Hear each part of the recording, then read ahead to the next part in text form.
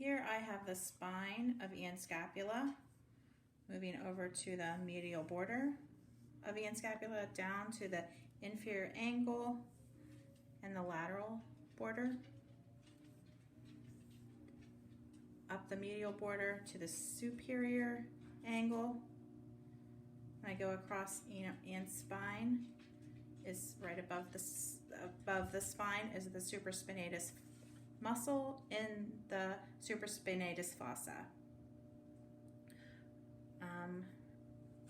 Down below here, running obliquely, is his latissimus dorsi. When Ian brings his elbow back, we have his teres major.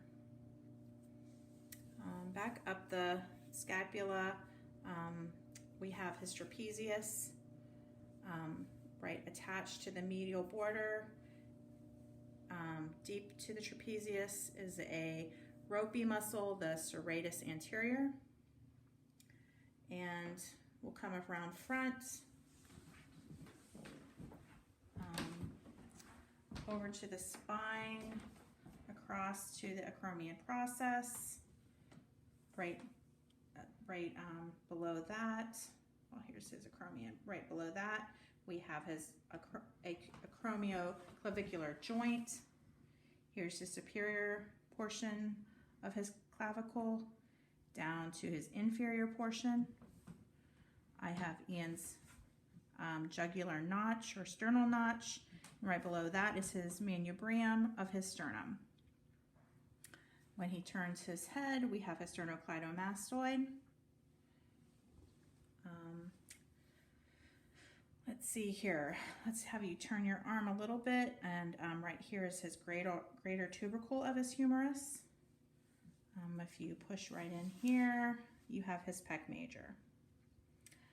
The serratus anterior goes, runs along here, right underneath the axilla, to the 8th and 9th rib. Okay, then we're going to have you bend your elbow a little bit. This is his biceps brachii.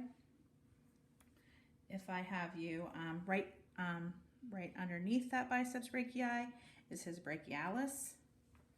If you have, just bring up your thumb here. This is his brachioradialis.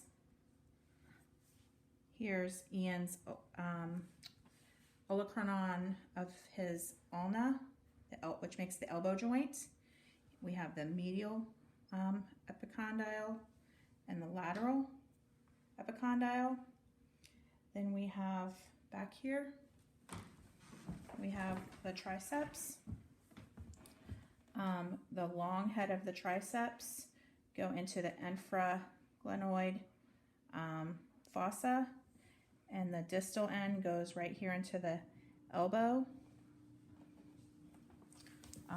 The bicep brachii, the insertion, the long head of the brachii is here in the intertubercle groove of the right underneath the deltoid. Okay. I have Ian's medial epicondyle and lateral epicondyle. Right above the medial and lateral. The lateral epicondyle is the lateral supracondyle ridge. Both ridges are insertion points for the forearm muscles.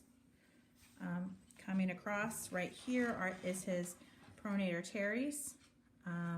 Right below that is his flexor carpi radialis that goes to his the base of his thumb. And then right below that I have his palmaris longus, which does not go all the way through the carpal tunnel. And then relax Ian. Right here I have his flexor carpi ulnaris. I'm going to bring your arm around. I have, going from the lateral side to the second finger, I have his extensor carpi ulnaris. Right here in this gully, I have the capitate bone of the wrist. Go ahead and bring your arm around again. And then to the wrist bones, we have at the base of his thumb, I have the triquetrum at the base of the thumb. Is not the triquetrum, is the trapezium at the base of the thumb. Right below that at the radius is his scaphoid. Again, and this is the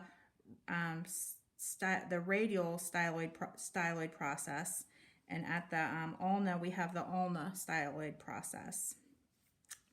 Above the ulna styloid process is the triquetrum, and right above the triquetrum is the pisiform, and then in between pisiform and capitate is the hamate and the hook of hamate, which I can palpate right here. Then we're going to turn this way. We have the, and I have the, right here is the sharp, pointy styloid process of the ulna, and then the head of the ulna. And then this radial styloid process is a little broader, but the head of the radius is up here. I'm going to have you turn your head, and here is the snuff box of the wrist, and these are the long muscles of the wrist. And here I have my brevis sandwich. I have the abductor pollicis longus, which is here on the radial side.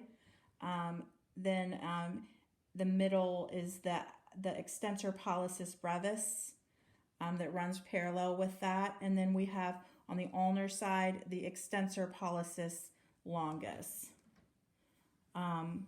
Here from the base of the thumb to the middle finger, I have his adductor pollicis. And then from the pisiform to the base of the pinky, I have the abductor digiti minimi.